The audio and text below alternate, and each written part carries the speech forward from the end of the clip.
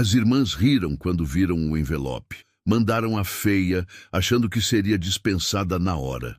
Mas quando o milionário a viu naquele salão e disse 4 palavras que ninguém esperava, o que aconteceu depois calou todas as vozes que um dia tentaram apagar o que ela valia. Apoie o canal, deixando seu like e comentário, e vamos para a nossa história. Beatriz Cunha percebeu que estava atrasada para acordar apenas quando o celular vibrou às 5h29 na beira da cama, 1 minuto antes do alarme que ela nunca precisava, porque seu corpo já tinha aprendido ao longo de anos que o mundo não esperava por quem dormia demais. O apartamento de 42 metros quadrados, em Sapopemba, estava no mesmo silêncio de sempre, o tipo de silêncio que tem peso, que tem textura, que é feito de coisas não ditas e paredes finas demais para guardar segredos.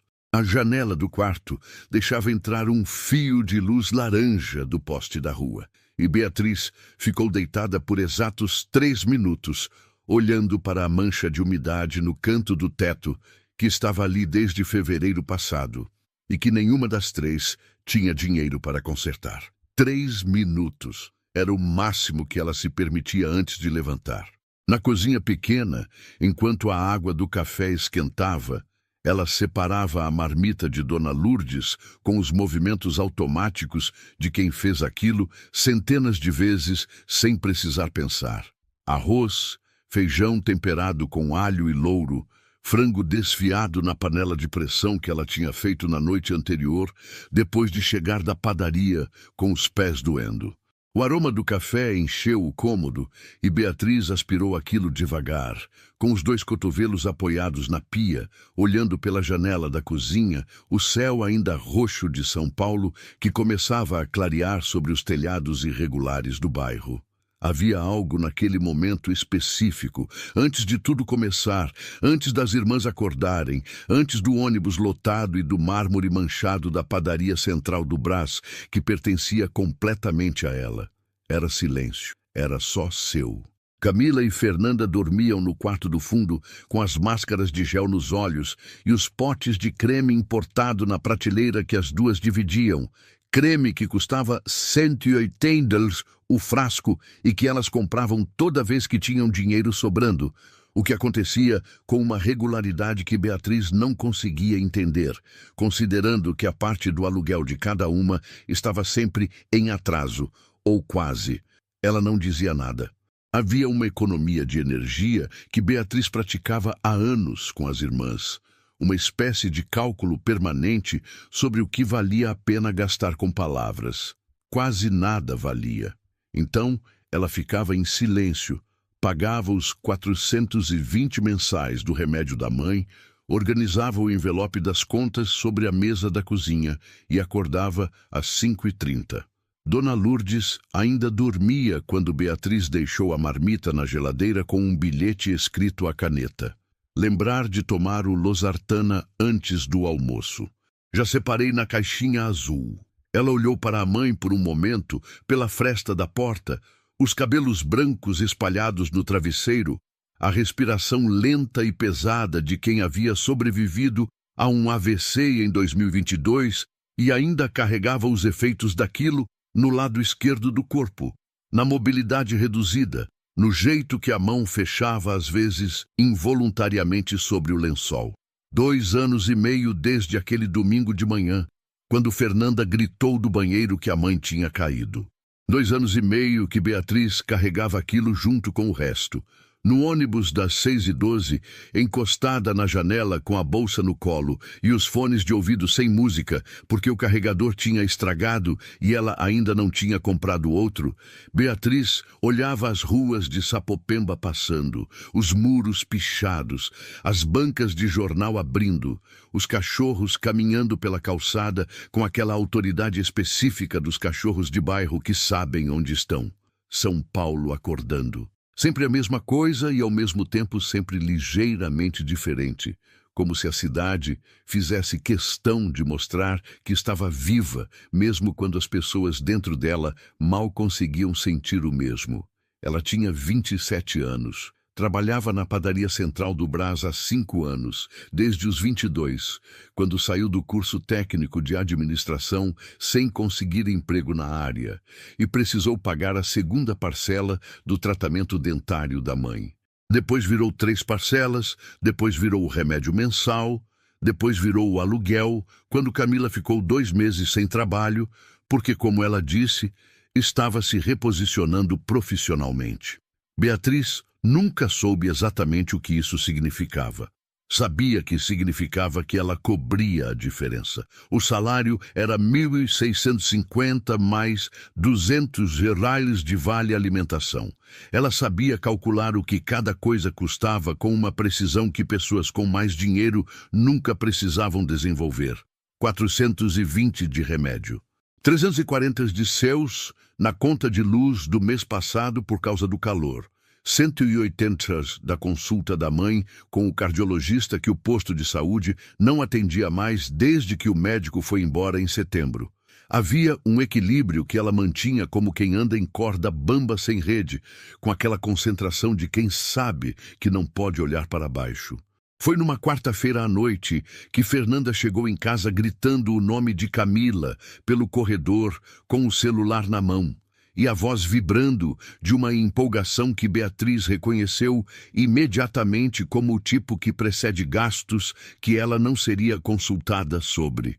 Rafael Monteiro, fundador da Monteiro Incorporações, 41 anos, 120 milhões de faturamento anual, 340 funcionários. Estava abrindo processo seletivo para assistente executiva pessoal e, por alguma razão que alimentava as teorias românticas de Fernanda, conduziria a seleção final pessoalmente, num coquetel corporativo no edifício Jaraguá, no Centro Histórico, dia 14 de março. Camila apareceu no corredor com a máscara nos olhos ainda e as duas ficaram no corredor inclinadas sobre o celular como se estivessem olhando para algo sagrado. 7.200 dólares mais benefícios. Plano de saúde. Vale refeição. Auxílio transporte. Bônus semestral.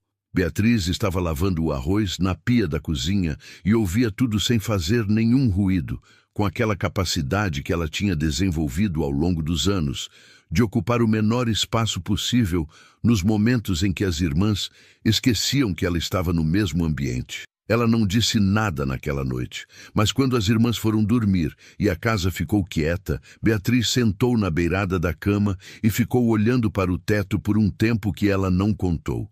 7.200 reais. Ela fez o cálculo mentalmente, não porque precisasse, mas porque o número pedia para ser sentido de formas diferentes. Era 4,3 vezes o salário dela. Era o remédio da mãe pago 2 vezes e ainda sobrando. Era o óculos novo que ela usava desde 2021 e que apertava na lateral esquerda da cabeça depois de horas de uso. Era a possibilidade de pagar o plano de saúde da mãe sem cortar outras coisas. Era, acima de tudo, a possibilidade de respirar com um volume de ar diferente do que ela tinha acesso agora. Ela se inscreveu no processo na manhã seguinte, antes das 6 horas, com o celular na penumbra do quarto, enquanto as irmãs ainda dormiam. Não contou para ninguém. Quando Camila encontrou o envelope com o convite sobre a mesa da cozinha, 3 semanas depois, Beatriz estava no banheiro com o chuveiro ligado e não ouviu imediatamente o que foi dito. Ouviu a risada primeiro. O tipo de risada que tem volume calculado para ser ouvida, que não é espontânea, que tem uma intenção que vai além da diversão. Saiu do banheiro com a toalha ainda na cabeça e encontrou Fernanda segurando o envelope entre 2 dedos, com a expressão de quem achara algo simultaneamente ridículo e divertido. "Você se inscreveu?" Camila disse, sem conseguir conter o sorriso que ia além do que ela tentava controlar. "Você vai assim, de óculos grossos e cabelo amarrado?" Beatriz não respondeu. Pegou o envelope da mão de Fernanda com uma calma que vinha de um lugar muito abaixo da raiva, mais perto do cansaço de ter que gastar energia reagindo ao que as irmãs achavam engraçado há anos. "Manda a feia", disse Fernanda, já rindo de verdade agora, o tipo de riso que preenche o cômodo. "Ele vai dispensar na hora." Beatriz guardou as palavras como quem guarda uma faca, sem reação visível, sem resposta, sem o tremer de lábios que ela não permitia acontecer perto delas. Mas sentiu o corte, preciso e limpo, do jeito que cortes daquele tipo sempre eram. Não era novidade. Era a forma específica que a humilhação tinha dentro de casa, que é diferente da humilhação de fora, porque dentro de casa você não pode ir embora. Passou os dias seguintes preparando o que tinha. A blusa azul marinho que comprou 2 anos atrás para uma entrevista de emprego que não deu em nada. Lavada, passada a ferro 3 vezes, até que as marcas de dobra desaparecessem completamente. A saia preta que usava para ir à missa com a mãe, nas datas que Dona Lourdes conseguia sair de casa. O escarpão preto com o bico fino que apertava o dedo mindinho depois de 2 horas e que ela sabia que apertaria a noite toda. Mas era o único sapato de salto que tinha. Os óculos de armação fina, que eram os mesmos de 2021, com um leve risco no canto direito da lente que ela havia tentado remover com pasta de dente e não tinha conseguido. Ela não foi ao salão de beleza. Não tinha dinheiro para isso e não ia tirar de outro lugar. Lavou o cabelo, secou naturalmente, passou um produto que Fernanda tinha deixado na prateleira do banheiro depois de reclamar que o cheiro era forte demais. Não era roubo. Era economia de recursos num sistema que não era justo com ninguém que tentava funcionar dentro dele. No dia 14 de março, enquanto Camila e Fernanda saíam do apartamento às 18 horas, com os vestidos alugados na sacola, a maquiagem profissional que tinham pagado juntas e o celular registrando cada detalhe para os stories, Beatriz estava sentada na beirada da cama, ajudando Dona Lourdes a entender as instruções do novo remédio que o cardiologista tinha receitado na semana anterior. "Você não vai sair?" A mãe perguntou, olhando para ela, com aqueles olhos que sempre souberam mais do que o rosto deixava mostrar. "Vou", Beatriz disse. Mais tarde, ela arrumou a marmita da mãe para a noite, deixou o remédio separado na caixinha azul, verificou 2 vezes se a porta estava trancada e desceu para pegar o metrô às 18h40. O edifício Jaraguá ficava na Praça Antônio Prado, no centro histórico, a 15 minutos de metrô da estação Sé. Beatriz conhecia aquela região da cidade pelo som antes de chegar. O murmúrio grave do centro, que era diferente de qualquer outro barulho de São Paulo, mais denso, mais antigo, com camadas de cidade embaixo de mais camadas de cidade. Subiu a rua com o escarpão, fazendo o clique preciso no calçamento de pedra portuguesa, e sentiu o frio de março que a cidade soltava quando o sol desaparecia, aquele frio úmido que entrava pelo casaco como se soubesse onde você era mais fraco. O salão no 3º andar do edifício Jaraguá tinha 400 metros quadrados, com vista para o vale do Anhangabaú, as luzes da cidade espalhadas abaixo, como uma constelação deitada, os prédios do centro iluminados contra o céu índigo daquela noite. Havia champanhe em taças finas, sobre bandejas carregadas por garçons de colete, tábuas de frios e queijos sobre mesas cobertas com toalhas brancas, e o tipo de iluminação dourada e calculada que faz todo mundo parecer ligeiramente mais bonito e ligeiramente mais seguro do que realmente é. Havia 23 candidatas no salão quando Beatriz chegou às 19h em ponto, tendo calculado o tempo de metrô com precisão suficiente para não chegar tarde e sem margem para chegar cedo o bastante para sentir o constrangimento de esperar sozinha num ambiente que não era feito para ela. Camila e Fernanda já estavam lá, e ela as viu da entrada antes que elas a vissem, as duas com os vestidos alugados e os cabelos presos em penteados que custaram tempo e dinheiro, misturadas ao grupo de candidatas que conversavam em duplas e trios com aquela tensão específica de quem está sendo avaliada, mas precisa parecer que não está sendo. Rafael Monteiro chegou às 19h15. Beatriz o viu entrar antes de qualquer outra coisa. Não porque chamasse atenção da forma que ela esperava de um homem com 120 milhões de faturamento, mas pelo contrário, porque ele entrou sem o tipo de presença performática que costumava acompanhar pessoas com poder naquele nível. 41 anos, cabelo escuro com o começo de grisalho nas têmporas, terno cinza escuro sem gravata, expressão que ela classificou imediatamente não como arrogância, mas como o jeito de quem passou tempo demais lendo planilhas e pouco tempo demais em salões de eventos sem querer estar ali. Havia 2 assessoras atrás dele, e elas sim carregavam as pranchetas e os processos e o peso administrativo do evento. Ele carregava apenas a expressão de quem vai cumprir algo que foi marcado. Durante 40 minutos, Beatriz o observou de longe cumprimentar cada candidata. Educado, frio, profissional. As assessoras faziam as perguntas técnicas enquanto ele ficava levemente de lado, escutando com uma atenção que não era óbvia, mas que ela aprendeu a identificar, porque era o mesmo jeito que ela mesma prestava atenção quando não queria que a outra pessoa soubesse que estava prestando. Ele não dava sinais. Não inclinava a cabeça para nenhuma. Não esboçava o sorriso específico que acontece quando alguém te surpreende. Era uma superfície plana.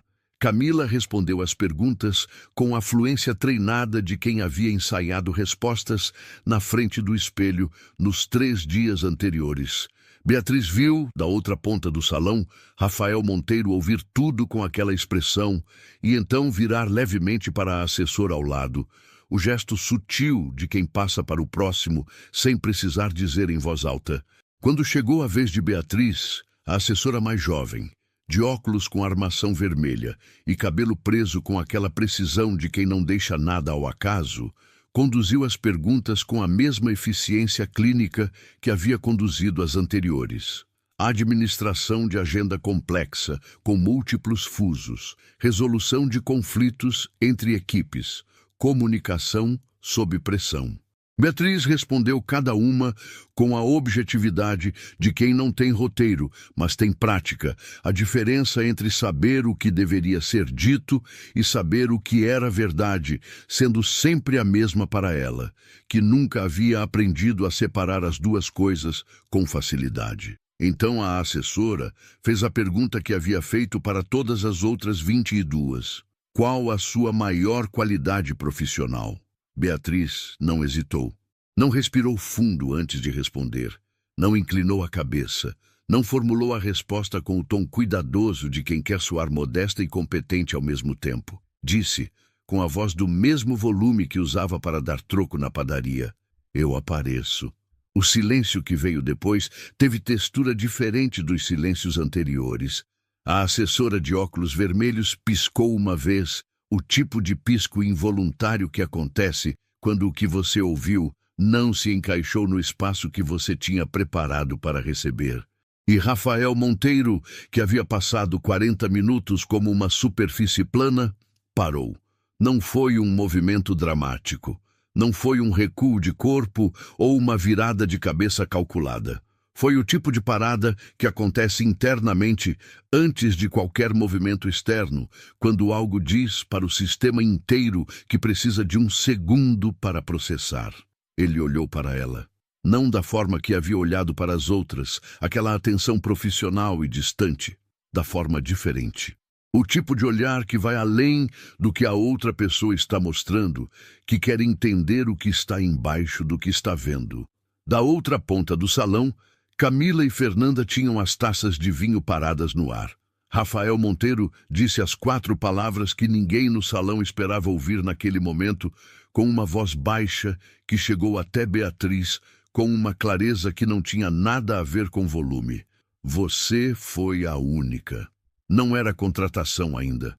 Beatriz percebeu isso antes mesmo que Rafael terminasse de falar, porque havia uma qualidade na frase que não era de encerramento, era de abertura, o tipo de coisa que abre uma porta antes de dizer o que está do outro lado. A assessora de óculos vermelhos ficou quieta com a prancheta na mão, olhando para o chefe com aquela expressão de quem está recalibrando o script do evento em tempo real.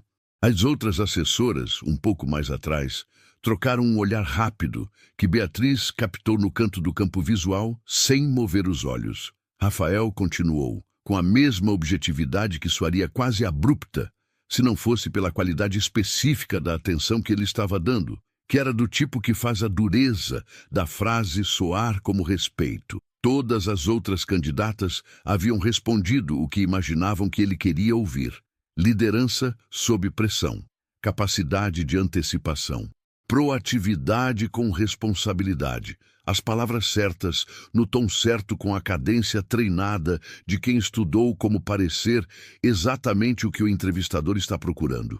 E havia competência genuína naquelas respostas. Ele não estava dizendo que não havia.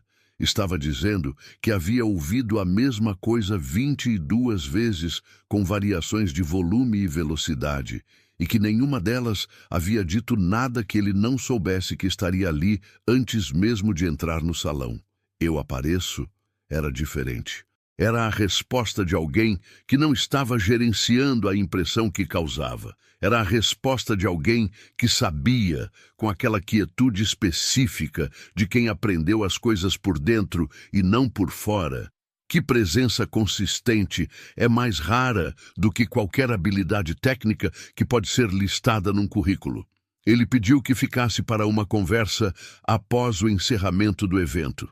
Beatriz disse que sim, com um movimento de cabeça pequeno e firme, do mesmo jeito que dizia sim para turno extra na padaria quando precisava, sem drama, sem o risco de mostrar quanto aquilo importava. Por dentro, havia algo que não era exatamente nervosismo. Era mais parecido com o momento antes de sair do ônibus, numa parada que você nunca desceu antes, quando você não sabe o que vai encontrar, mas já colocou o pé na direção da porta. Da outra ponta do salão, Camila havia abaixado a taça de vinho. Fernanda estava com a expressão de quem está calculando algo e não está chegando ao número esperado. O evento encerrou aos 20h40. As candidatas saíram em grupos pequenos, o som das conversas se dissolvendo no corredor com o clique dos saltos no piso de mármore do edifício Jaraguá. Beatriz ficou de pé perto da janela com a vista para o vale do Anhangabaú, a cidade lá embaixo com aquela respiração luminosa de quem não para nunca, os prédios do centro refletindo uma nas janelas do outro numa cadeia de luz que se perdia na direção do horizonte urbano. O frio do vidro chegava até ela mesmo sem encostar, aquela temperatura que os edifícios antigos guardam nas paredes como memória. Camila e Fernanda saíram sem se despedir. Beatriz viu as costas das duas desaparecendo pela porta, com os casacos nos braços e as bolsas no ombro, e havia algo naquele movimento de saída que era tão familiar que ela quase não sentiu. Quase. Rafael Monteiro voltou ao salão depois de cumprimentar os últimos convidados no corredor, a assessora de óculos vermelhos dizendo algo em voz baixa ao lado dele, que ele respondeu com 2 movimentos de cabeça, e então ela também saiu. O salão ficou com o barulho reduzido ao silêncio residual que os lugares grandes guardam depois que as pessoas vão embora. Aquele eco suave de presença que ficou. O cheiro de champanhe aberto e flores de arranjo, e o ar condicionado que continuava funcionando independente de haver alguém para justificar a temperatura. Ele indicou uma mesa no canto do salão, longe das janelas, onde 2 copos d'água ainda estavam sobre a toalha branca. Sentaram. Beatriz cruzou as mãos sobre o colo, porque o Scarpin estava apertando o dedo mindinho há 2 horas, e ela havia aprendido que quando o corpo começa a pedir atenção num momento que exige foco, a única coisa que funciona é redirecionar completamente a consciência para outra coisa. Rafael perguntou sobre rotina, não no formato de pergunta técnica de processo seletivo, não com a moldura de descreva seu dia a dia profissional. Perguntou de uma forma direta e sem ornamentação, o jeito de quem quer a informação e não a performance da informação. Beatriz contou. A padaria. O turno das 7h às 16h. O tipo de demanda que uma atendente de padaria com bom trânsito tem que gerenciar. que não é diferente em natureza, só em escala, da demanda de uma assistente executiva, porque nos dois casos o que você está fazendo é manter um sistema funcionando enquanto absorve as falhas que o sistema não quer reconhecer como falhas. Ela contou à mãe. Não de forma estratégica, não como apelo emocional, mas porque ele havia perguntado sobre rotina, e a rotina incluía a caixinha azul de remédio e o bilhete na geladeira, e o barulho da respiração da mãe pela fresta da porta às 5h30. Rafael ficou em silêncio enquanto ela falava. Não o silêncio de quem está esperando sua vez de falar, o silêncio de quem está ouvindo de verdade, que tem uma qualidade diferente, que você aprende a distinguir depois de anos sendo ouvida pela metade. Quando ela terminou, ele ficou quieto por um momento. Então perguntou, por que você quer o emprego? Beatriz não precisou de pausa. Porque 7.200 dólares muda a vida de quem ganha 1.650. E porque sei que sou capaz. Havia uma honestidade naquilo que não era vulnerabilidade, era precisão. Ela não estava pedindo nada. Estava oferecendo um cálculo e uma afirmação, os dois elementos que ela achava que importavam, sem a camada de modéstia performática que tornaria a resposta mais palatável, mas menos verdadeira. Rafael ficou em silêncio. Beatriz contou 8 segundos. Ela sabia, porque o relógio na parede do salão tinha aquele tipo de ponteiro de segundos que avança com um clique audível. E o salão estava silencioso o suficiente para que cada clique chegasse até ela com uma clareza que tornava a contagem involuntária. Então ele disse, segunda-feira, 8h, Avenida Faria Lima, 3500, Vegitos, no 2º andar. Pode vir? Beatriz disse que sim, com a mesma voz com que havia dito tudo o mais naquela noite, sem deixar que o peso daquilo vazasse para o tom. Porque havia aprendido que certas alegrias precisam ser protegidas do ar de fora até que se tornem sólidas o suficiente para sobreviver sem proteção. No metrô de volta para Sapopemba, com o Scarpan na mão porque o dedo mindinho não aguentava mais, os pés descalços no chão frio do vagão, Beatriz ficou olhando para o reflexo dela mesma na janela escura enquanto o metrô passava pelos túneis. A mulher no vidro tinha os óculos riscados de 2021 e o cabelo que havia se soltado do preso ao longo da noite e a blusa azul marinho que precisaria ser lavada e passada de novo se houvesse uma próxima ocasião. Ela ficou olhando para aquela mulher por um tempo razoável, sem o tipo de análise crítica que as irmãs teriam feito e sem o tipo de aprovação forçada que substitui a análise quando você não quer ver o que está vendo. Apenas olhou, como quem verifica se algo ainda está lá. Estava. Na segunda-feira de manhã, Beatriz saiu do apartamento de Sapopemba às 6h45 com a mesma blusa azul marinho, a saia preta e os óculos riscados, tendo deixado a marmita da mãe na geladeira e o remédio na caixinha azul e um bilhete diferente dos outros. Hoje começo às 8h num lugar novo, te ligo no intervalo. Dona Lourdes não acordou para se despedir e Beatriz não acordou ela para isso, porque a mãe precisava do sono mais do que precisava do gesto. O escritório da Monteiro Incorporações, no 22º andar da Faria Lima, era inteiramente branco e envidraçado, o tipo de ambiente que usa a ausência de cor como declaração de poder, onde cada superfície reflete o exterior, e o exterior de lá em cima é a cidade inteira espalhada até onde a vista alcança.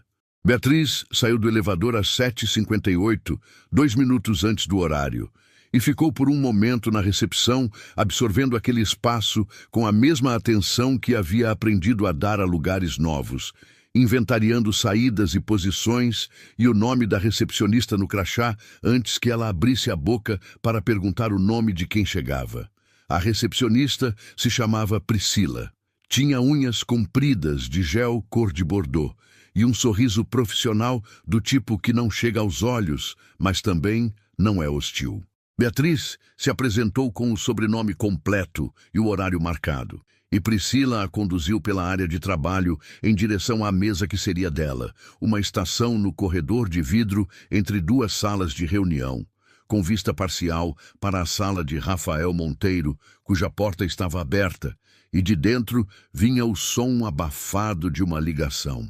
A mesa da assistente anterior tinha ainda as marcas de onde havia estado um porta-retrato e 2 adesivos removidos da lateral do monitor, que deixaram um resíduo levemente mais escuro que o branco ao redor. Beatriz passou o dedo por aquilo uma vez, inventariando, e então ligou o computador. Rafael saiu da ligação às 8h12 e veio em direção à mesa dela, sem aquela hesitação de quem não sabe se o outro se estabeleceu o suficiente para ser interrompido. Era o escritório dele. A hesitação não fazia parte do script. Reunião com a construtora Vieira às 10h. Os arquivos estão na pasta compartilhada, acesso já foi configurado. Minha agenda fica aqui. Ele indicou o sistema na tela. E aqui. Indicou o caderno de couro preto sobre a mesa. E aqui, tocou a própria cabeça com 2 dedos, nessa ordem de prioridade. Quando há conflito entre as 3 versões, me perguntar antes de resolver por conta própria. Beatriz anotou. À mão, num caderno que havia comprado na papelaria da esquina de casa antes de sair, porque o acesso ao sistema era uma coisa e o ato físico de escrever era outra, e ela havia aprendido que o segundo fixava o primeiro, de uma forma que a tela sozinha não conseguia. Alguma dúvida? Ele perguntou. Ainda não, ela disse. Ele voltou para a sala. Os primeiros dias tinham a textura específica de quando você está aprendendo um lugar, não apenas fisicamente, mas em todas as dimensões invisíveis que um lugar tem.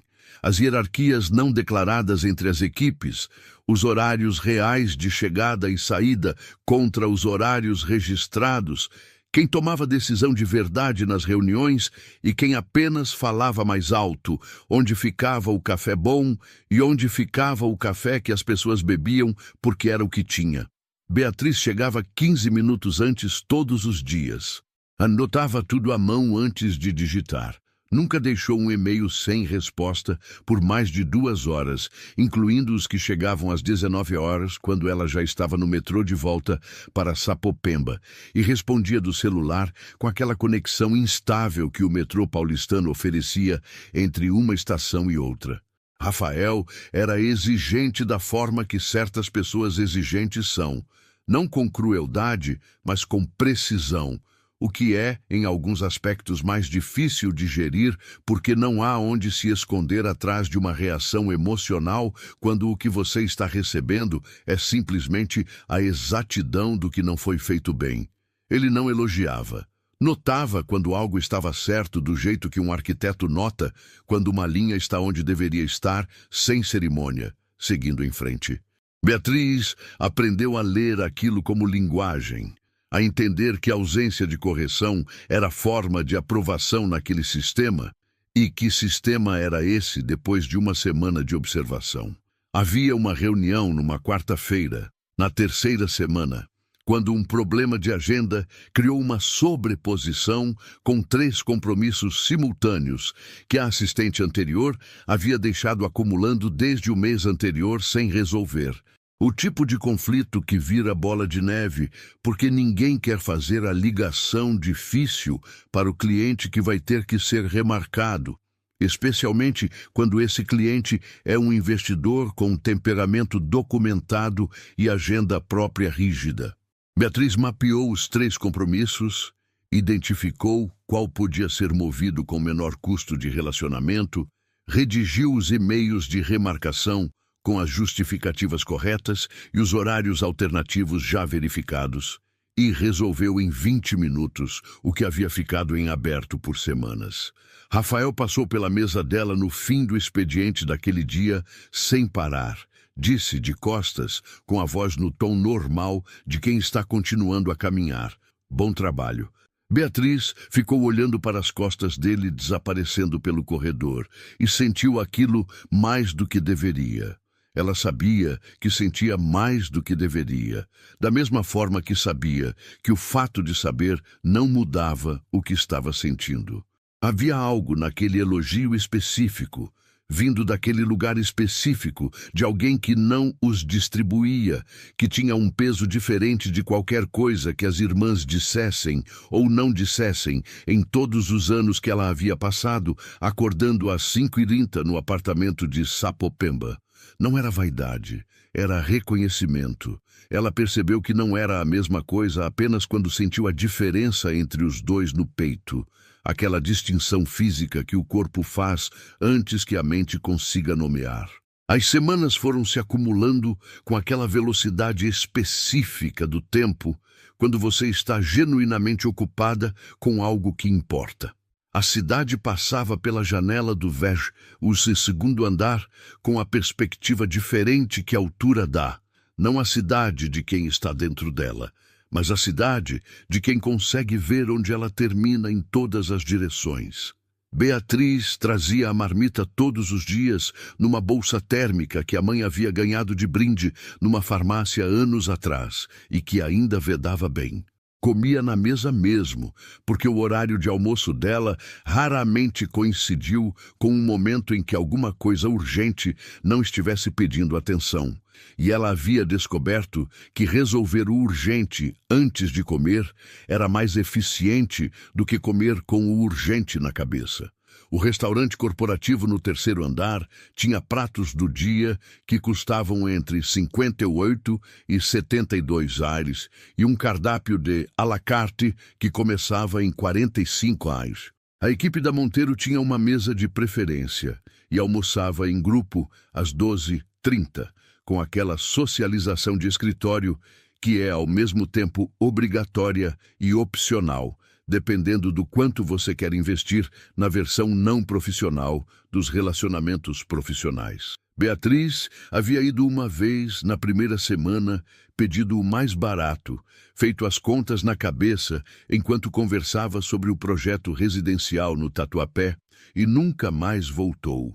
Não havia dissimulação suficiente no mundo para esconder que 58 lares era um terço do que ela gastava por dia em tudo o mais somado. Foi numa quinta-feira, na quinta semana, que Rafael chegou à mesa dela às 13h15 com uma expressão que não era exatamente surpresa, mas era a versão mais próxima que o rosto dele chegava daquilo. Ele havia precisado de algo no arquivo físico que ficava num armário próximo à sua mesa e havia notado que ela estava almoçando ali, o recipiente de marmita aberto, o garfo de plástico que ela guardava na gaveta e que tinha a alça levemente dobrada de tanto uso. Ela não tentou esconder. Guardar a marmita antes que ele visse teria sido pior do que estar com ela à vista. Ele não disse nada naquele dia. Voltou para a sala com o arquivo que havia buscado e fechou a porta com aquele clique suave que as portas de vidro temperado fazem, que é diferente do som das portas comuns, mais contido, mais preciso. Na manhã seguinte, havia um envelope sobre a mesa de Beatriz, branco, sem identificação, selado. Dentro, um voucher do restaurante no valor de 300, sem assinatura. Ela ficou com o envelope na mão por um momento, olhando para o voucher com aquela atenção de quem está verificando se o que está vendo é o que parece ser. Então levantou, foi até a porta da sala de Rafael, que estava entreaberta, e bateu 2 vezes com o nó do dedo. Ele estava de pé perto da janela com o telefone na mão. No intervalo entre duas coisas, aquele espaço de 5 segundos, que é o único momento em que ele parecia não estar no meio de algo. Virou para ela. "Foi o senhor?" ela perguntou. Mostrou o envelope. Ele não negou. Beatriz colocou o envelope sobre a mesa mais próxima da porta, do lado de dentro, com cuidado. "Eu tenho marmita, mas obrigada." Saiu e fechou a porta. Rafael ficou olhando para o envelope com uma expressão que ela não viu, porque já estava de costas, caminhando em direção à própria mesa, mas que Priscila, passando pelo corredor no momento exato, com uma pasta de documentos, descreveria mais tarde para uma colega no banheiro como o rosto de quem recebeu uma informação nova sobre si mesmo e não sabia onde guardar. Não estava acostumado com recusa. não da forma simples e direta e completamente sem crueldade que Beatriz havia feito, que não era agressão nem julgamento. Era apenas autonomia. Era apenas uma mulher dizendo que tinha o que precisava e que o gesto havia sido visto e reconhecido e devolvido por uma razão que não tinha nada a ver com ele. Nos dias que se seguiram, alguma coisa mudou no ritmo do escritório, ou talvez tenha mudado no ritmo de como Rafael e Beatriz existiam dentro dele, que é uma coisa diferente, mas produz efeitos parecidos.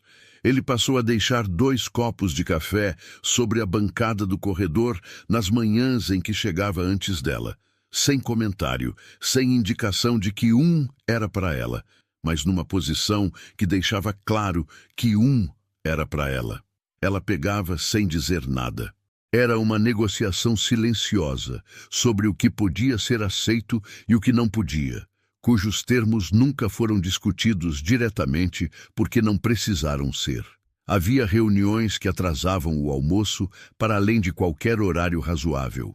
Quando os 2 se encontravam na sala de conferência, depois que os outros tinham saído, ela com o bloco de notas fazendo os últimos registros, ele com a gravata afrouxada e o cansaço de 4 horas de decisão no rosto. Nesses momentos havia uma qualidade de silêncio diferente dos silêncios de trabalho, mais densa, mais pesada, como se o espaço entre os 2 tivesse sido preenchido com algo que nenhum dos 2 havia colocado lá de propósito. Numa tarde de quinta-feira, ele perguntou sobre a mãe, de passagem, a mesma naturalidade de quem pergunta sobre qualquer coisa do cotidiano que ouviu mencionar antes. Beatriz respondeu com a mesma naturalidade e percebeu apenas, quando já estava respondendo, que estava contando mais do que a resposta curta pedia. Sobre o AVC, sobre os remédios, sobre o jeito que Dona Lourdes dobrava o lençol com a mão boa quando a outra não obedecia completamente. Rafael ouviu tudo sem interromper. Então disse, com aquela voz que usava quando estava sendo preciso ao invés de educado: "Ela deve ser forte." Beatriz olhou para ele. Ela é? Não era declaração, não era abertura. Era apenas 2 fatos sendo reconhecidos por pessoas que haviam aprendido, cada um à sua maneira e por razões completamente diferentes, o valor específico da resistência silenciosa. O divórcio de Rafael Monteiro havia sido homologado num cartório da Consolação em março de 2022. 4 anos antes daquele escritório branco e envidraçado, onde Beatriz organizava a agenda de um homem que ela ainda chamava de Senhor nos e-mails formais, e de Rafael quando precisava chamar sua atenção de dentro da sala de reunião. Luciana havia saído da cobertura do Itaim Bibi com 2 volumes de livros. A cadela Yorkshire, que ela havia insistido em adotar 6 meses antes da separação, como se soubesse que precisaria de companhia. E a certeza de que o casamento havia terminado 2 anos antes da papelada confirmar o que os 2 já sabiam desde uma noite de domingo em que ficaram 3 horas na mesma sala sem trocar uma palavra que não fosse sobre o jantar que nenhum dos 2 comeu. Rafael não havia entendido completamente o que havia falhado até muito depois. Havia tentado entender através do trabalho, que era a linguagem que ele conhecia melhor, aquela forma de traduzir tudo em problema a ser resolvido com recursos suficientes e método correto. Mas solidão não é problema de recursos. Ele percebeu isso apenas quando a cobertura ficou completamente silenciosa pela primeira vez. E o silêncio não tinha a qualidade de descanso que ele havia imaginado que teria. Era apenas vazio. Era apenas o ar-condicionado e as luzes automáticas e a vista da cidade que continuava existindo com uma indiferença que ele havia confundido durante anos com liberdade.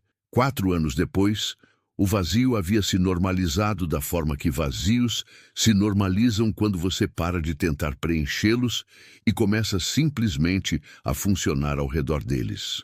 Havia reuniões e resultados, e a empresa que havia crescido de 40 milhões para 120 milhões em 7 anos com uma trajetória que os perfis de negócios descreviam como disciplina e visão, e que Rafael sabia, com a honestidade que reservava para as 2 da manhã, quando não havia mais ninguém para administrar a impressão, era principalmente o resultado de não ter mais nada além do trabalho para onde olhar.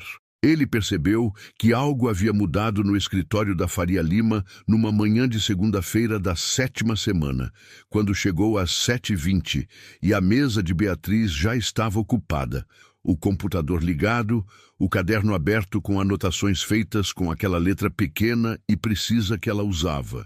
E havia na estação de trabalho dela uma ordem que não era a ordem estéril do escritório, mas a ordem de alguém que havia tornado aquele espaço seu. Uma planta pequena, num copo de vidro na beirada, post-its de cores, diferentes no monitor com um sistema que levou ele 2 dias para decifrar, um elástico vermelho, no punho do lado direito do teclado, por alguma razão que ele nunca perguntou. Não era que o escritório tivesse ficado diferente, era que a presença dela havia se tornado parte da textura do lugar, de uma forma que ele só notou quando imaginou, por um segundo, como seria chegar e a mesa estar vazia. E o pensamento teve um peso que não estava proporcional ao que o pensamento deveria ter. Havia um evento naquela semana, jantar com investidores no Spot, nos Jardins, numa quinta-feira.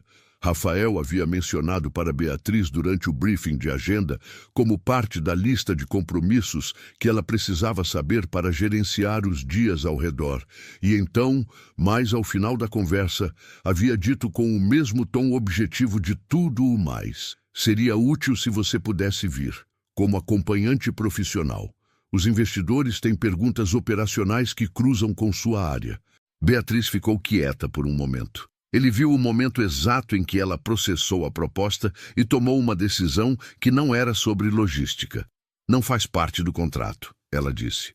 Não com hostilidade, com a clareza de quem sabe onde a linha está. Rafael ficou olhando para ela por um segundo depois que ela disse aquilo, e havia na expressão dele algo que não era exatamente contrariedade, mas era a versão mais próxima que ele demonstrava quando algo não seguia o curso que havia calculado. Então acenou com a cabeça uma vez e voltou para a sala. Ela foi embora às 18 horas. Ele ficou até às 22 com os relatórios do trimestre e o jantar do Spot, onde foi sozinho e respondeu às perguntas operacionais dos investidores com a precisão de sempre, e chegou na cobertura do Itaim Bibi às 23h40. E ficou de pé na varanda por um tempo que ele não mediu olhando para as luzes da cidade, com aquela sensação de que havia algo errado no cálculo, mas não conseguia identificar onde estava o erro. Nos dias seguintes, Beatriz e Rafael funcionaram com a eficiência de sempre e com uma distância que não era hostilidade, mas que tinha a qualidade específica de quando 2 pessoas que estavam se aproximando fazem um recuo simultâneo e ficam operando na zona segura do profissional sem cruzar para o lado onde as coisas não têm nome. 2 semanas, os e-mails respondidos em 2 horas, a agenda gerenciada com precisão, os conflitos de reunião resolvidos antes de virarem problemas. Tudo funcionando. Nada diferente do que deveria ser. E, ao mesmo tempo, tudo com aquele peso de algo não dito que preenche o espaço entre as palavras certas. Foi a Fernanda quem rompeu o equilíbrio com a eficiência específica que certas pessoas têm para encontrar o momento exato em que uma coisa ainda pode ser desestabilizada. Numa sexta-feira à tarde, Beatriz estava no balcão da recepção, revisando documentos, quando Priscila, com a expressão que as recepcionistas têm quando alguém chega sem agendamento e elas precisam calcular o custo social de cada opção disponível, se inclinou para dizer em voz baixa que havia uma mulher na recepção pedindo para falar com ela. Beatriz desceu. Fernanda estava de pé na entrada com a bolsa no braço e aquela postura de quem chegou com propósito declarado, que é, na verdade, uma forma de chegar com insegurança não declarada. Ela olhou para o saguão de mármore e vidro, para os seguranças discretos, para o nome da empresa em letras metálicas na parede e Beatriz viu no rosto da irmã o cálculo acontecendo em tempo real. Saíram para a calçada da Faria Lima. O trânsito da tarde fazia aquele barulho grave e contínuo que é a frequência de fundo da cidade inteira.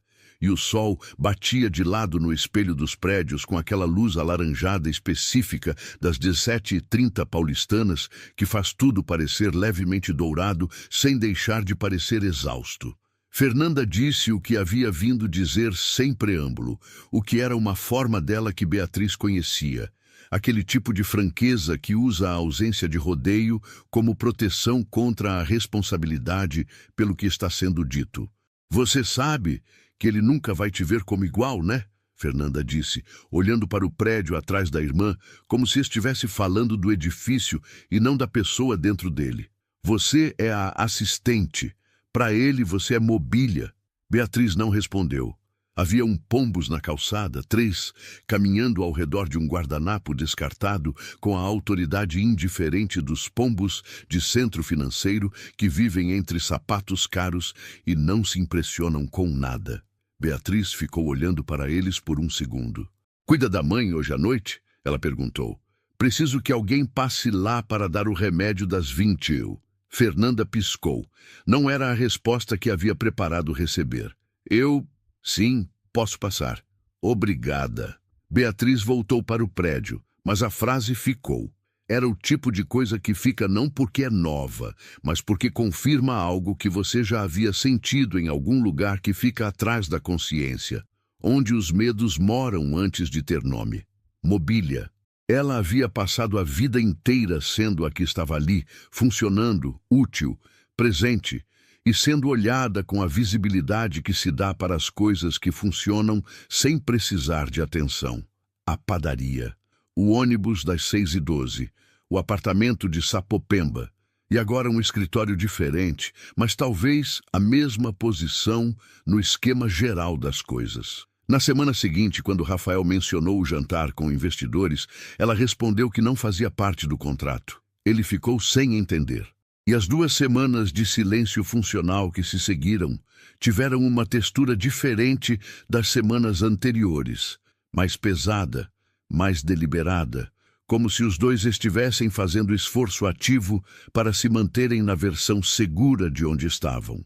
Numa tarde de chuva, a que cai pesada em São Paulo, nos meses que não são verão, mas que ainda não são inverno, com o ruído da água no vidro preenchendo o escritório com aquele som que afasta tudo que está do lado de fora e deixa o que está do lado de dentro mais próximo do que deveria ser, Rafael foi até a mesa de Beatriz com 2 copos de café, coisa que ele nunca havia feito. Havia sempre sido a bancada do corredor, aquele acordo não verbal de 2 copos num lugar neutro onde nenhum dos dois precisava reconhecer o gesto. Isso era diferente. Isso era ir até a mesa da outra pessoa, sentar na cadeira do lado, colocar o copo na frente dela. Ela olhou para o café, depois para ele. Ele disse, "O que eu fiz?" Beatriz ficou quieta por um momento. Havia na sala aquela qualidade de atenção que a chuva cria, aquela sensação de que o mundo fez uma pausa na frequência habitual e deixou aberto um espaço que não estava lá antes. Ela poderia ter dito que não era nada. Era o que ela havia aprendido a dizer a vida inteira quando era alguma coisa. Disse, "Não foi o senhor, fui eu que me lembrei onde fico." Rafael ficou quieto. Ela viu o momento em que ele recebeu aquilo, não como informação profissional, mas como o que era. Uma afirmação sobre posição, sobre hierarquia, sobre o espaço que ela havia decidido ocupar dentro daquele sistema, depois que Fernanda havia colocado em palavras o que ela havia sentido, mas não havia dito para si mesma ainda. "E onde você acha que fica?" ele perguntou, com uma voz que não tinha o tom de quem está contestando. Tinha o tom de quem está genuinamente perguntando. Beatriz não respondeu, mas ele ficou com a pergunta. Ela viu que ficou, da forma que certas perguntas ficam quando chegam num momento em que a pessoa estava pronta para recebê-las sem saber que estava. Ficaram em silêncio por um tempo com os 2 copos de café na mesa e a chuva no vidro e a cidade lá embaixo completamente indiferente a tudo aquilo. Então ela pegou o café e abriu o caderno e voltou para o trabalho. E ele ficou na cadeira do lado por mais 3 minutos antes de levantar, que era mais tempo do que qualquer coisa no escritório havia exigido dele ficar parado. Às 18h47, quando Beatriz já estava com a bolsa no ombro e o casaco no braço esperando o elevador, o celular vibrou. Mensagem de Rafael. Ela leu 2 vezes antes de processar, porque a mensagem era simples demais para o peso que tinha. Posso te ligar depois das 20 horas? Não sobre trabalho. Ela ficou no corredor com o dedo no telefone e o elevador chegando, e indo sem ela entrar. Depois chegou outro. Ela não entrou nesse também. Ficou olhando para a mensagem com aquela concentração de quem está tentando sentir o chão antes de dar o próximo passo, verificando se é sólido, verificando se aguenta o peso. Havia naquele momento, no corredor do 22º andar, com a chuva ainda batendo nos vidros do corredor e a cidade lá embaixo, fazendo o seu barulho de sempre, algo que ela não sabia nomear completamente, mas que reconhecia pelo peso específico que tinha. Era a diferença entre onde você está e onde você poderia estar.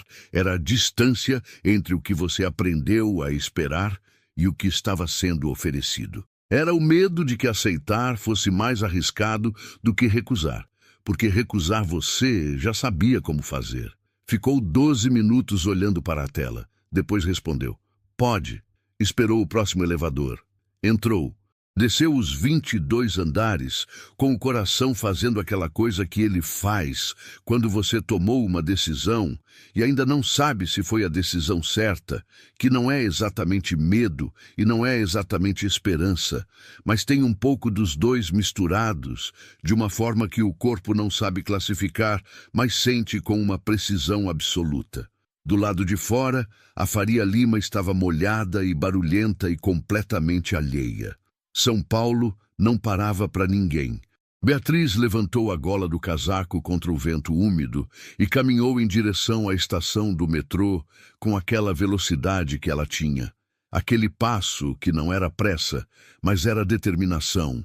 O passo de quem sabe para onde está indo mesmo quando não sabe completamente o que vai encontrar ao chegar. Às 20h17, o telefone tocou. Ela atendeu no segundo toque, sentada na beirada da cama em Sapopemba, com os pés descalços, no chão frio, e a voz de Dona Lourdes vindo do quarto ao lado, com o som do noticiário que a mãe assistia todas as noites antes de dormir. Ele disse: obrigado por atender. Ela disse: o senhor disse que não era sobre trabalho. Não é. Uma pausa. Eu queria perguntar se você está bem. Beatriz ficou em silêncio por um momento. Era uma pergunta simples. Era o tipo de pergunta que as pessoas fazem 200 vezes por semana sem querer saber a resposta. Mas havia naquele momento específico, naquela voz específica, através daquele telefone com a tela trincada no canto que ela nunca tinha dinheiro para consertar, uma qualidade diferente. Era a pergunta de alguém que queria saber a resposta. Estou, ela disse. E então, porque era verdade e porque havia algo naquele espaço que a fazia não querer usar apenas as palavras mínimas. Estou melhor do que estava. Ele ficou quieto por um momento que ela não contou desta vez. Eu também, ele disse. Ficaram na linha por mais 40 minutos, com Dona Lourdes adormentando ao som do noticiário do quarto ao lado e São Paulo fazendo seu barulho eterno lá fora, falando sobre coisas que não tinham nada a ver com agenda ou reunião ou decisão corporativa. Sobre a cidade, sobre as partes dela que cada um conhecia e as partes que nunca havia visitado. Sobre o que você aprende de um lugar quando o atravessa de baixo para cima e não de cima para baixo. Rafael disse que nunca havia andado de metrô na vida adulta. Beatriz disse que nunca havia estado num andar acima do 10º de nenhum prédio antes da Faria Lima. Os dois ficaram em silêncio por um momento depois disso, não com constrangimento, mas com o tipo de reconhecimento que acontece quando você percebe que está falando com alguém que viveu uma versão completamente diferente da mesma cidade que você acha que conhece. Antes de desligar, ele disse: "A pergunta que você não respondeu, onde você acha que fica?" Ela ficou quieta. "Você não precisa responder agora", ele disse. "Eu só queria que soubesse que perguntei de verdade." Ela desligou às 21h03 e ficou por um tempo com o telefone na mão, olhando para nada específico, deixando o silêncio do apartamento ter o tamanho que tinha, sem tentar preenchê-lo com pensamento. Camila estava fora. Fernanda havia passado para dar o remédio da mãe e já tinha ido embora. Era só ela, e Dona Lourdes dormindo, e a cidade lá fora. Pela primeira vez em muito tempo, o silêncio tinha uma qualidade diferente. Não era vazio, era espaço. Os meses seguintes foram construídos em camadas finas, do tipo que você não percebe enquanto estão sendo depositadas, mas que, olhando para trás, formam algo com espessura e peso que não estava lá antes. Não havia declaração, não havia nome para o que estava acontecendo, e nenhum dos dois fez o movimento de nomear, porque havia uma sabedoria compartilhada e não discutida de que certas coisas nomeadas antes do tempo viram outra coisa, perdem a qualidade específica que tinham quando ainda eram apenas o que eram. Rafael passou a levar café para a mesa dela sem fazer cerimônia. Ela passou a deixar um post-it na agenda quando havia uma reunião que ele estava evitando subconscientemente, não dizendo que estava evitando, apenas reorganizando a semana de uma forma que criava espaço para o que precisava ser feito sem que ele precisasse admitir que havia precisado do empurrão. Era uma linguagem. Eles a desenvolveram sem discutir a gramática. Havia uma tarde numa sexta-feira em que uma reunião com fornecedores atrasou tanto que, quando terminou, eram 19h30 e o escritório estava vazio e eles dois estavam na sala de conferência com os restos de uma apresentação ainda na tela e 2 copos de água que já estavam temperatura ambiente há horas. Rafael disse que havia um japonês bom a 2 quadras. Ela disse que tinha marmita na bolsa. Ele disse que sabia. Ela disse que ia comer a marmita mesmo assim. Ele disse que podia comer do lado de fora enquanto ela comia a marmita.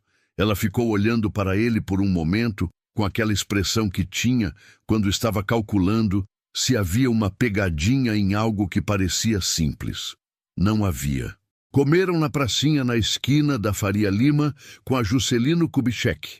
Ela com o recipiente de marmita no colo e ele com o temaki do japonês, com os pombos da noite circulando ao redor das mesas de metal, com a mesma autoridade indiferente dos irmãos de calçada da padaria central do Brás.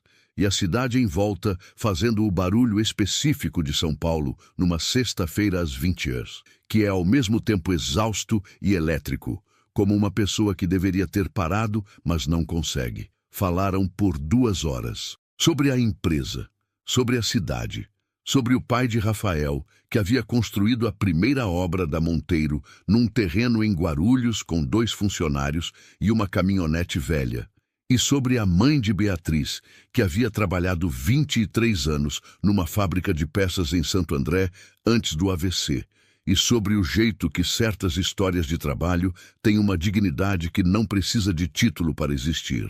Rafael disse aquilo, e Beatriz ficou quieta por um momento, não com desconforto, mas com o cuidado de quem está verificando se o que acabou de ouvir é o que parece ser, se é reconhecimento genuíno, ou aquela versão performática de reconhecimento que pessoas com muito dinheiro às vezes praticam para sentirem que estão do lado certo de alguma coisa. Era genuíno. Ela percebeu isso pelo jeito que ele disse, sem nenhum dos marcadores de quem quer ser elogiado por ter dito. Era apenas uma observação. Era apenas verdade. Seu pai ainda está vivo? Ela perguntou. Não, ele disse. 2019. Infarto. Silêncio. Ele viu a empresa chegar nos 40 milhões, Rafael disse. Não chegou a ver os 120. Havia algo naquela frase que não era lamento, era apenas o fato nu de uma ausência específica, do tipo que não tem consolação possível e que você aprende a carregar, não porque ficou mais leve, mas porque ficou mais acostumado ao peso. Minha mãe viu eu sair da padaria para cá, Beatriz disse. Acho que era o suficiente por enquanto. Ele a olhou de um jeito que ela havia aprendido a reconhecer ao longo dos meses. Aquele jeito que ia um pouco além do que a situação exigia, como se houvesse uma pergunta que ele estava fazendo com os olhos que ainda não tinha encontrado a forma de fazer em voz alta. Jogou fora o papel do temaki. Ela fechou o recipiente da marmita. Levantaram ao mesmo tempo. No caminho de volta para o escritório para pegar as bolsas, ele disse: "Você sabe que não precisa mais pegar o metrô, né? Posso pedir um carro." Ela disse: "Eu sei. Prefiro o metrô." Ele não insistiu. E ela percebeu, com aquela atenção que ela dava para os momentos em que ele não insistia, que esse havia se tornado o gesto que mais dizia sobre quem ele estava se tornando dentro daquilo tudo. Não o carro oferecido, o silêncio depois da recusa. O período de 90 dias passou com a velocidade de algo que você sabe que está terminando, mas não quer marcar.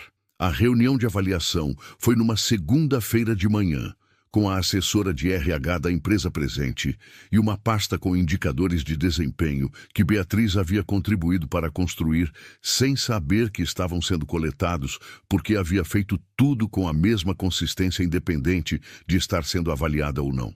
Rafael apresentou os números. Ela os conhecia. Eram bons. Eram objetivamente bons, do tipo que não precisam de qualificação subjetiva para justificar o que era justo justificar. Ele ofereceu contratação efetiva com salário de R$ 9.500, não R$ 7.200, não a mesma oferta do coquetel, mais. E ele disse aquilo com a clareza de quem quer que fique absolutamente claro que a diferença não é favor, é mérito, que não é afeto, é avaliação, que havia uma distinção entre as duas coisas que ele havia pensado sobre como estabelecer antes daquela reunião, porque sabia que ela precisaria daquela distinção para aceitar sem se sentir objeto de algo que não era simples. Beatriz ficou olhando para os papéis na mesa por um momento. "Aceito", ela disse. A assessora de RH anotou. A reunião encerrou. Ela saiu da sala com os papéis na mão e o corredor à frente e o barulho habitual do escritório voltando à frequência normal depois do silêncio da sala de conferência. Havia dado 6 passos quando ouviu a voz dele. "Beatriz." Ela parou. Virou. Ele estava na porta da sala de conferência com as mãos nos bolsos. A assessora já havia saído pela outra direção. E havia entre eles apenas o corredor de vidro com a cidade lá fora e a luz branca do escritório, que era a mesma de sempre e que ao mesmo tempo parecia diferente naquele momento específico, mais densa, mais presente, como se soubesse que algo estava sendo dito. Rafael disse em voz baixa, com aquela objetividade que era a única linguagem que ele conhecia para coisas que importavam de verdade: "Você me perguntou onde fica. Você fica onde você decidir que fica. Isso é tudo que eu sei." Ela ficou olhando para ele por um momento. Não era declaração, era reconhecimento. Era alguém dizendo que a pergunta que ela havia feito naquela tarde de chuva havia sido ouvida, processada, respondida, com o único tipo de resposta que ele tinha condições de dar honestamente, que era a que colocava a decisão completamente nas mãos dela, sem retirar nada dela e sem acrescentar nenhum peso que não fosse o peso real da coisa. Ela fez o menor dos movimentos com a cabeça. Então virou e caminhou em direção à mesa. Ele voltou para a sala. Nenhum dos dois disse mais nada sobre aquilo naquele dia.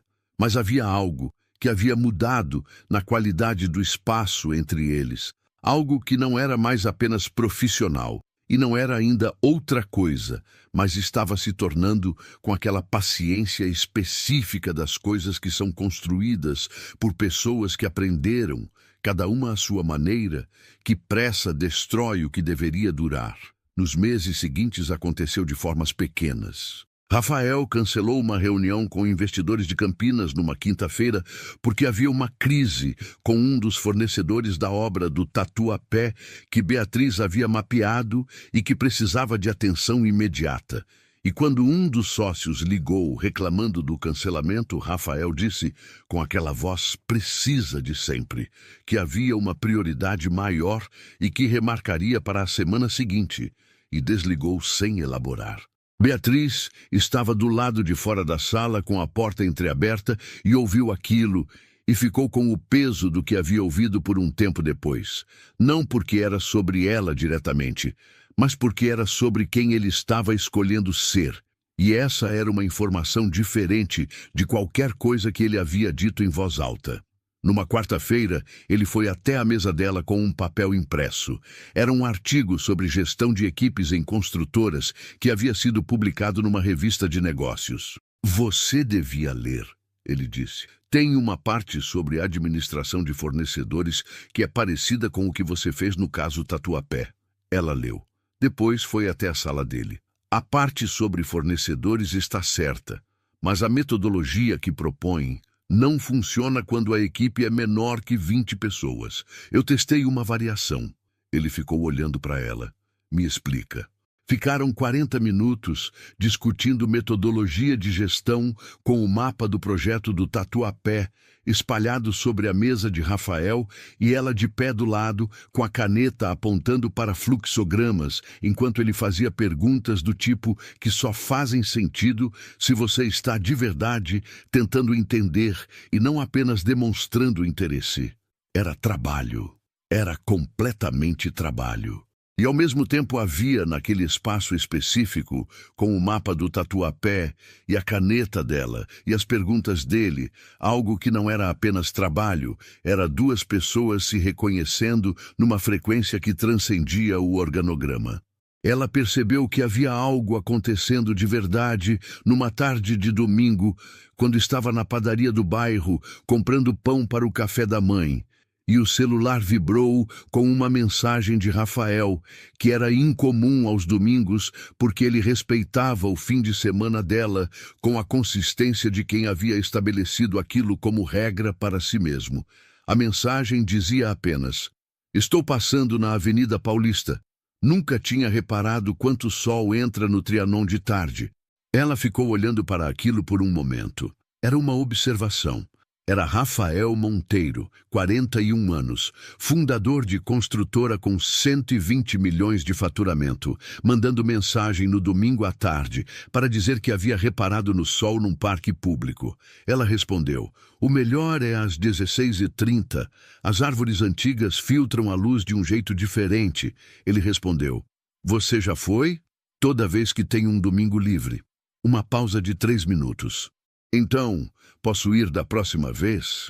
Beatriz ficou na fila da padaria com o pão na mão e o celular na outra, e Dona Lourdes esperando em casa e a questão inteira da vida dela ao redor. E respondeu: pode. No domingo seguinte, encontraram-se na entrada do Parque Trianon às 16h15.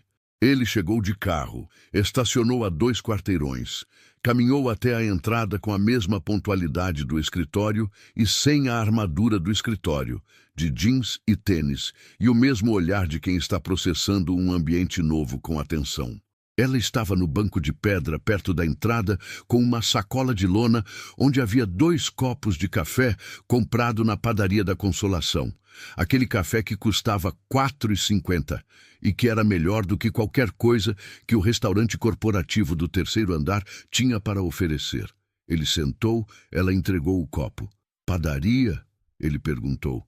Consolação, ela disse. A melhor da região. Ele bebeu. Ficou quieto por um momento. É bom. Eu sei. Ficaram no parque por 1h40 minutos. Andaram pelos caminhos de terra batida, sob as árvores centenárias, que Rafael havia passado décadas vendo da janela do escritório sem nunca ter entrado para ver de dentro. A cidade continuava ao redor, com o barulho da Paulista vazando pelas grades. Mas aqui dentro havia uma camada de verde e sombra e o som dos pássaros que São Paulo guardava nesses bolsões como memória de como era antes de ser o que virou. Beatriz conhecia cada curva daquele parque. Apontou para a árvore mais velha, uma figueira centenária cuja raiz havia levantado o caminho de pedra ao redor com a paciência silenciosa de algo que cresce mais devagar do que o tempo parece permitir, mas que no fim está lá, intacto, enquanto o caminho vai se adaptando ao redor. É como a cidade, ela disse. Às vezes o que foi primeiro fica, e o que veio depois é que precisa se ajustar. Rafael ficou olhando para a raiz, depois para ela. Não disse nada, mas havia no silêncio dele aquela qualidade específica de quando alguém está guardando algo que ouviu para ficar com ele depois. Na saída ele disse: "Na semana que vem tem mais sol às 16h30? Ela disse: "Tem." E assim aconteceu. Não com declaração, não com o vocabulário dos relacionamentos que o mundo conhece e cataloga.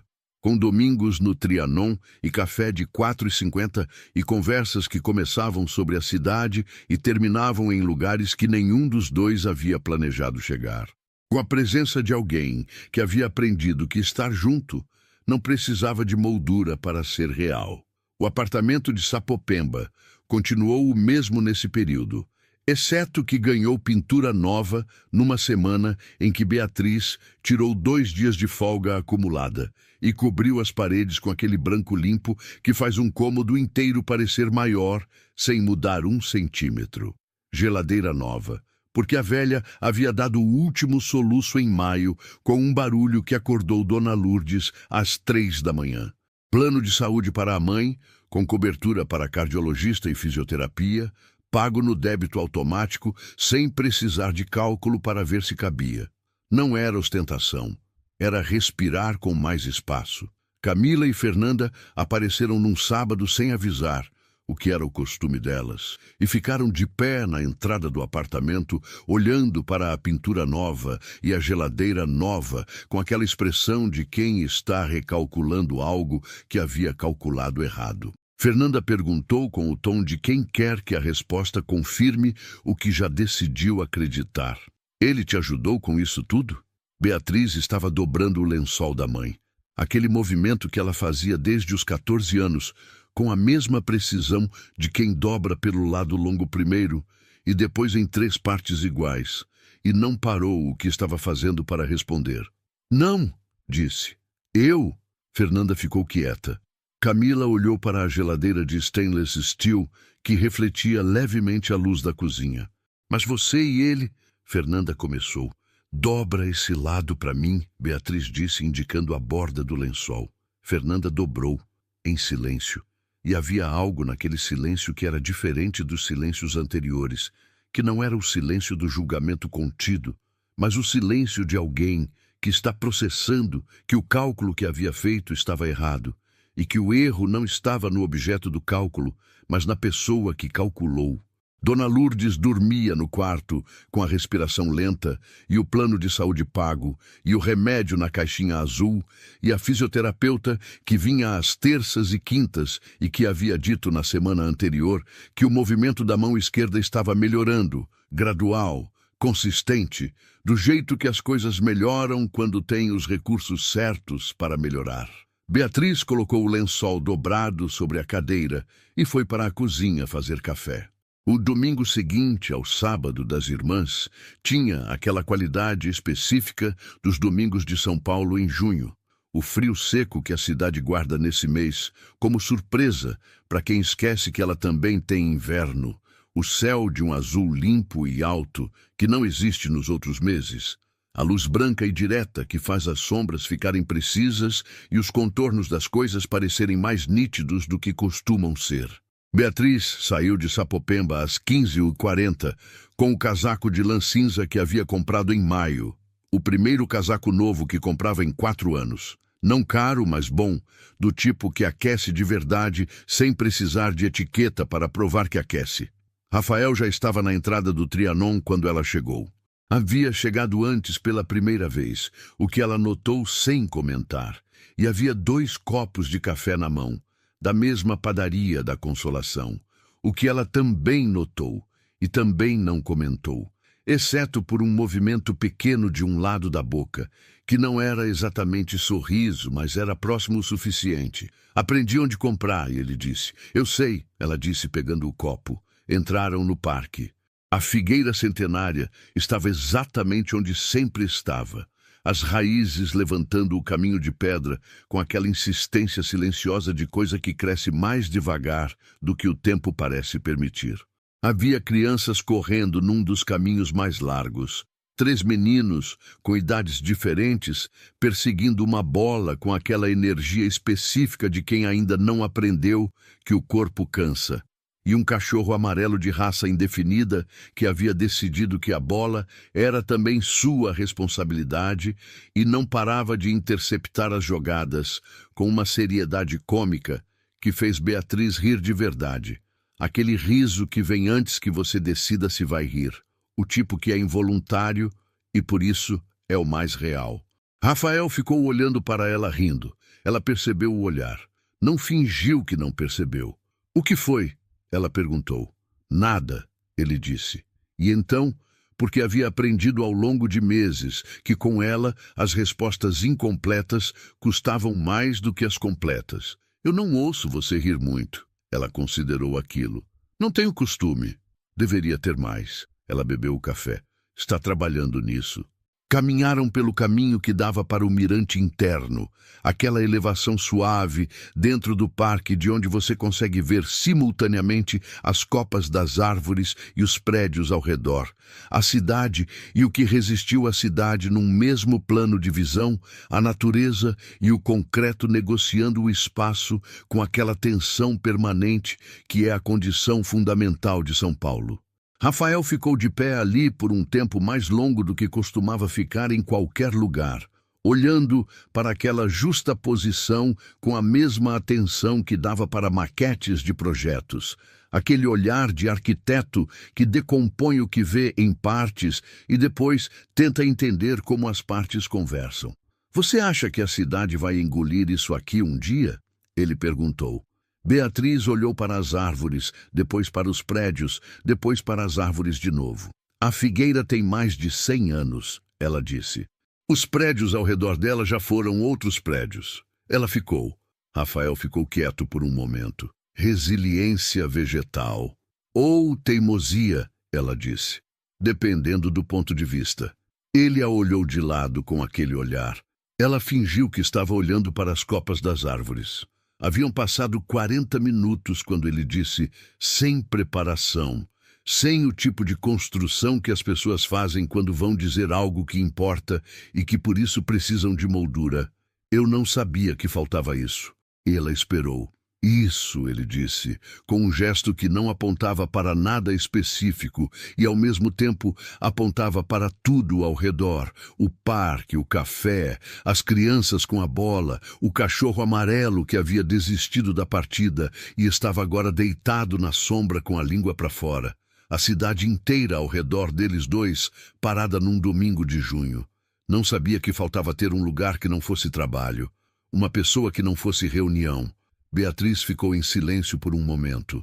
O frio de junho entrava pelo casaco, nas partes que o casaco não cobria, o pescoço, os pulsos, e havia naquele frio específico uma presença que era quase confortável, o tipo de desconforto que te lembra que você tem corpo.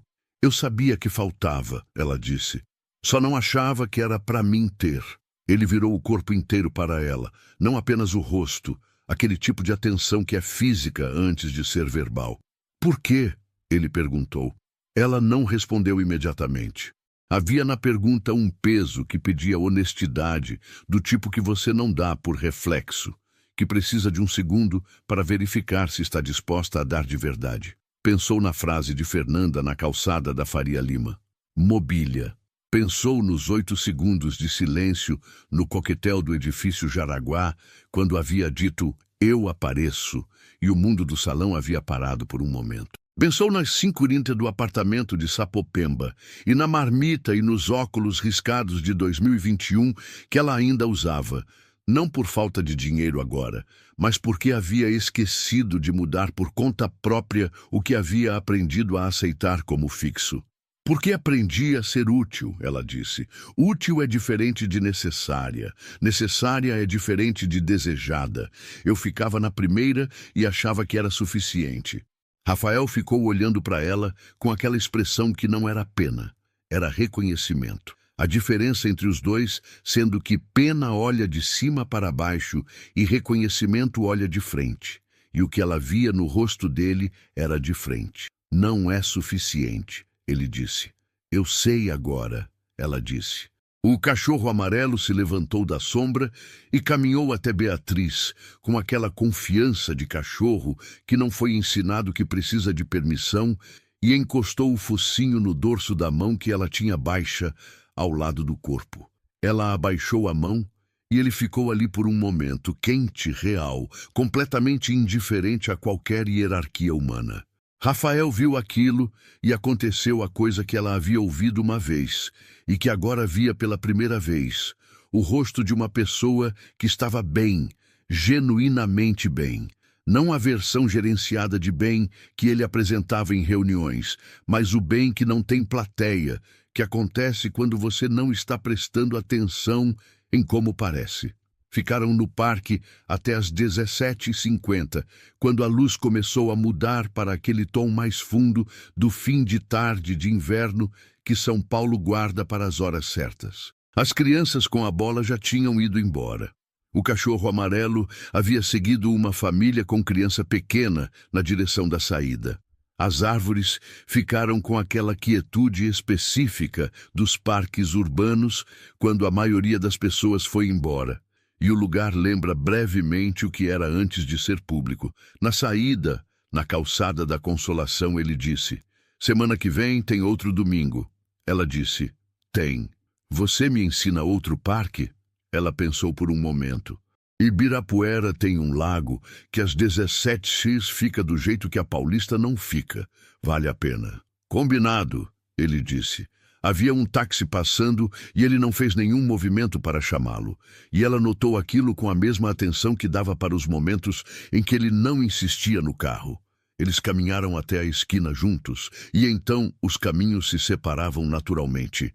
Ele na direção do estacionamento onde havia deixado o carro, ela na direção do metrô. E antes de virar na esquina, ele disse, sem virar completamente, apenas com o rosto de perfil contra o céu azul escuro de junho: "Obrigado pelo café," ela disse. Era 4h50. "Eu sei," ele disse. Era tudo. Ela ficou na esquina depois que ele virou e desapareceu, com o vento frio de junho no rosto e a cidade fazendo seu barulho eterno ao redor e o metrô a 3 minutos de caminhada. Havia algo que ela estava sentindo que não conseguia colocar em uma palavra só. Não era felicidade no sentido amplo e genérico. Era algo mais específico, mais localizado, como quando você carregou algo pesado por muito tempo e de repente coloca no chão e sente o alívio não apenas nos braços, mas em todo o corpo de uma vez. Era leveza. Era a versão real de leveza, não a versão que você pratica fingindo que as coisas pesam menos do que pesam. Era o peso real das coisas sendo real e ainda assim haver espaço para respirar. Caminhou para o metrô com as mãos no bolso do casaco cinza e o café 4,50 que havia terminado lá atrás, ainda com gosto na memória, e os óculos de grau que agora ela decidiu naquele momento específico, sem grande cerimônia, ia marcar consulta para trocar na semana seguinte. Não porque os velhos fossem problema, porque às vezes você para de trocar coisas não porque não pode, mas porque parou de achar que merece coisas novas, e perceber isso é o primeiro passo para parar de ser essa pessoa. Nos meses que se seguiram, Rafael e Beatriz construíram o que construíram da única forma que fazia sentido para ambos, que era devagar, sem pressa, com aquela atenção mútua de pessoas que haviam aprendido, por caminhos completamente diferentes, que as coisas feitas depressa demais geralmente precisam ser desfeitas. Ela não se mudou para o Itaim Bibi. Ele não fez nenhum movimento grandioso de declaração pública. O que havia entre eles Era construído de domingos em parques e conversas de telefone depois das 20 horas e da presença consistente, dia após dia, de alguém que aparecia sem precisar ser lembrado de que estava ali. Havia uma tarde em que Rafael chegou ao escritório com um arquivo de projeto novo, uma obra residencial em Sapopemba, e colocou sobre a mesa de Beatriz sem comentário. Ela olhou para o endereço. Era a 4 quadras do apartamento onde havia acordado às 5h30 por anos. Ele estava ao lado da mesa esperando que ela dissesse alguma coisa. É uma boa localização, ela disse com a voz profissional de sempre. O acesso ao metrô valoriza o metro quadrado e a demanda residencial na região cresceu desde 2023. Eu sei, ele disse. Foi você que me apresentou os dados no relatório de setembro. Ela olhou para ele. Havia no rosto dele aquela coisa, aquela qualidade de quando ele está dizendo mais do que as palavras estão dizendo, e ela havia aprendido a ler aquilo com uma precisão que levou meses para desenvolver. Vai ser uma boa obra, ela disse. Vai, ele disse, e voltou para a sala. Havia no gesto algo que não era tentativa de mudar o que ela era ou de onde ela vinha. Era o oposto disso. Era alguém usando o que sabia fazer para honrar o lugar que ela conhecia.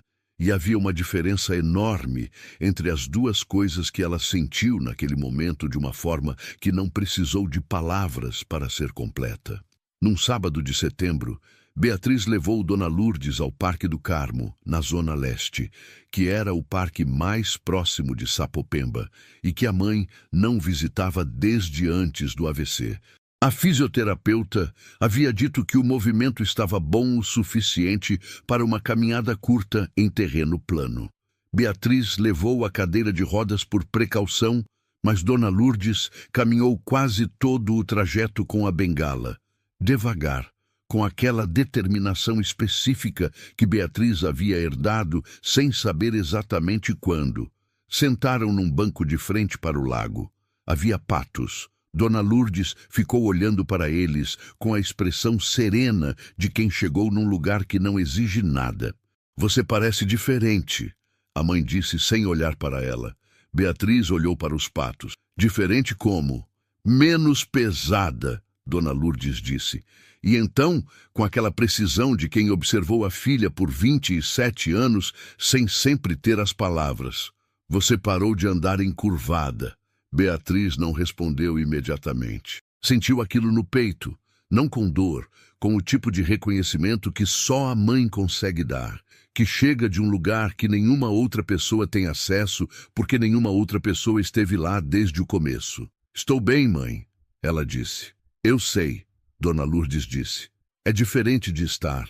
As duas ficaram em silêncio por um tempo, com os patos no lago e o sol de setembro, que em São Paulo tem aquela qualidade de recomeço, mais quente que o inverno, mas ainda limpo, ainda sem o peso úmido do verão que viria depois. A cidade ao redor do parque fazia seu barulho, mas aqui dentro havia aquela bolsa de quietude que os parques guardam, aquela memória de antes. Beatriz pensou nas 4 palavras ditas no coquetel do edifício Jaraguá. Você foi a única. E percebeu ali, naquele banco, com a mãe ao lado e os patos na água e o sol de setembro no rosto, que as 4 palavras não eram a história. Eram a abertura para a história. Eram o momento em que alguém viu o que sempre havia estado lá e simplesmente disse em voz alta. A história era tudo o que ela havia feito com aquilo depois. A história era a marmita devolvida e o metrô escolhido, e o café de 4,50 e os óculos novos marcados, e a pintura do apartamento e o plano de saúde da mãe e os domingos no Trianon, e a frase dita numa tarde de chuva que colocou a decisão de volta nos seus próprios braços, onde sempre havia pertencido. A história era ela, Beatriz Cunha, 27 anos, aprendendo que ocupar espaço não era arrogância, era responsabilidade, que merecer não era presunção, era apenas verdade, que aparecer todos os dias sem pedir permissão para existir tinha sido sempre mais do que suficiente. Era tudo. Dona Lourdes colocou a mão boa sobre a mão da filha, aquele gesto simples de mão sobre mão que não precisa de palavra porque a palavra viria depois, ou não viria, e não faria diferença porque o gesto já havia dito o que precisava ser dito. Beatriz deixou a mão ficar. O sol aquecia o banco de pedra, os patos atravessavam o lago com aquela calma de quem não sabe que existe outra velocidade. São Paulo respirava ao redor com o seu barulho imenso e indiferente e eterno. E ali, naquele parque na Zona Leste, na cidade que havia sido o cenário de todo aquele cansaço e de toda aquela reconstrução, Beatriz percebeu que riqueza verdadeira não era o salário que havia triplicado, não era o escritório branco no 22º andar, não era o homem que havia aprendido a chegar antes e comprar o café certo. Era isso. Era a mão da mãe. Era a bengala encostada no banco. Era o sol de setembro. Era saber, com uma certeza que não precisava de confirmação externa para existir, que você chegou onde estava sempre indo, não porque alguém disse 4 palavras que mudaram tudo, mas porque você foi a única que nunca parou de aparecer. E isso era mais do que suficiente, era tudo, era sempre ter sido tudo.